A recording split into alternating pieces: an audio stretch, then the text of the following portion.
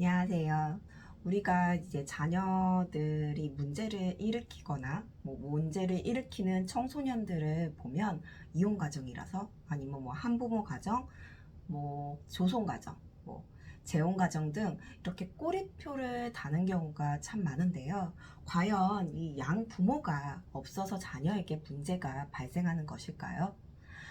양부모와 함께한 자녀에게는 문제가 없는 것일까요? 다양한 가족 형태가 있습니다. 정말 최근에는 더 다양해진 것 같아요. 근데 나타나는 몇 가지를 보고서는 이제 가족의 형태를 문제 삼거나 또 일반화하게 되면서 이 부정적으로 바라보게 되는 경우가 많죠.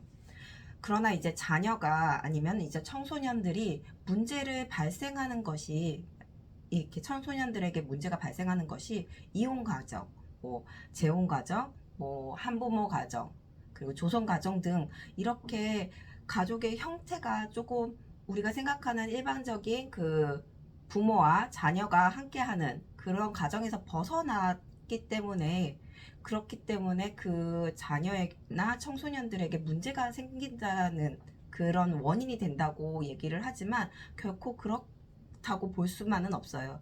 오히려 그 무엇보다도 이제 양육자의 역할의 기능이 상실이 되었을 적에 더 큰 문제가 발생하게 됩니다. 즉, 그 양부모가 함께 하더라도 양육자의 역할의 기능이 상실이 되어 있다면 자녀나 청소년들에게 이제 문제가 발생할 수 있다라는 거예요. 그래서 결국 가족의 형태가 아니라 그 양육자의 역할을 살펴봐야 합니다. 예를 들어서 양부모와 함께 이제 자녀가 그 청소년이 이제 생활하고 있어요. 근데 이 부모에게 심각한 문제가 발생해서 이 양육자의 역할을 제대로 하지 못하고 있습니다. 그렇게 될 경우에 자녀는 부모의 이 심각한 문제의 영향을 받게 되면서 심리적인 문제를 경험하게 되거나 아니면 문제 행동을 일으킨다던가 아니면 친구들이든 아니면 선생님들과의 관계든 아무튼 주변의 인간관계에 갈등을 유발하는 등 다양한 문제가 발생할 수밖에 없겠죠. 그러나 이제 부모 중에서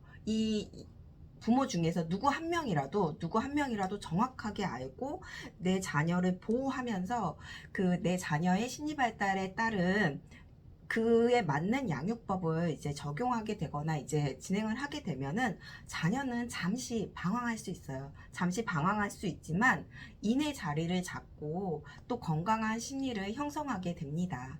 그래서 이혼 가정, 재혼 가정, 한부모 가정, 조성 가정, 이 여러 다양한 가족 형태들도 마찬가지예요. 가족 형태와 상관이 없이 주 양육자가 자녀의 심리 발달을 알고 그리고 그에 맞는 양육법을 적용을 한다면 시행착오를 겪더라도 자녀는 이제 양육자로부터 보호를 받고 있기 때문에 이내 회복하고 건강한 심리를 이제 형성해 나가게 될 수 있습니다.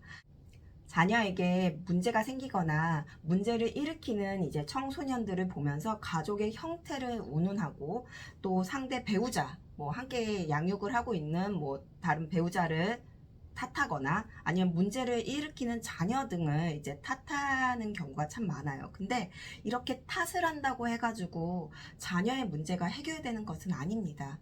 그래서 오히려 또 다른 탓을 이제 만들 뿐이에요. 이렇게 영양가 없는 탓을 하기보다는 정확하게 알고 그리고 적용해 보는 것은 어떨까 합니다.